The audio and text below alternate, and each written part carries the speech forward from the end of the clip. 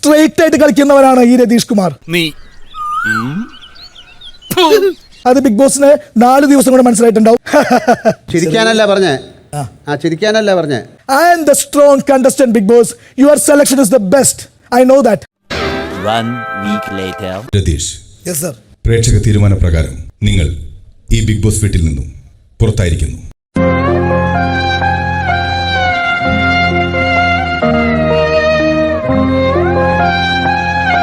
രതീഷ്, ഈ big boss വീട്ടിൽ നിന്നും പുറത്തായിരിക്കുന്നു.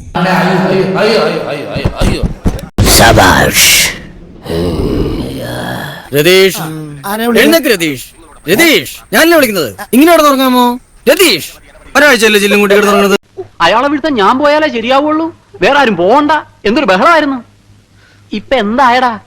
അയാളെ വീഴ്ത്തി, വഴിയെ പോയവരെ വീഴ്ത്തി, നീയും വീണ്ടും സമാധാനമായല്ലോ. അങ്ങനെ പടക്കടകുദാഹവ.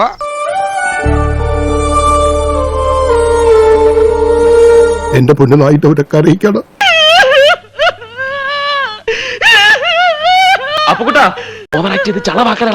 എന്റെ സ്വഭാവം ശരിക്കും ചൊറിയനായിട്ടുള്ള സ്വഭാവമല്ല. എന്റെ സ്വഭാവം ശരിക്കും എല്ലാവരും സോപ്പിട്ട് നിൽക്കുന്ന സ്വഭാവമാണ്. ഇവിടെ വന്നപ്പോ വർത്തമാനം എന്റെ ഒരു ബേസാണ്. ആ വർത്തമാനാണ് ഇവിടെ ഇൻബിൽറ്റ് ചെയ്തത്. തോറ്റെങ്കിൽ തോറ്റെന്ന് സമ്മതിക്കണം. എല്ലാവരോടും പേഴ്സണലി എന്തെങ്കിലും ഹേർട്ട് ആയിട്ടുണ്ടെങ്കിൽ എല്ലാവരോടും ഞാൻ മാപ്പ് ചോദിക്കുന്നു കേട്ടോ. മാപ്പൊന്നും പറയണ്ട, പൊക്കോ. അച്ഛൻ പോവാണ് മക്കളെ.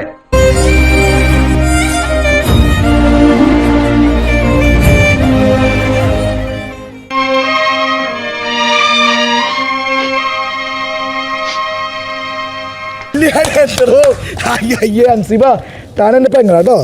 എല്ലാരും എന്റെ പെങ്ങന്മാരാ കേട്ടോ. എന്തൊക്കെ മേളായിരുന്നു. പാട്ട്, ഡാൻസ്, കൂത്ത്.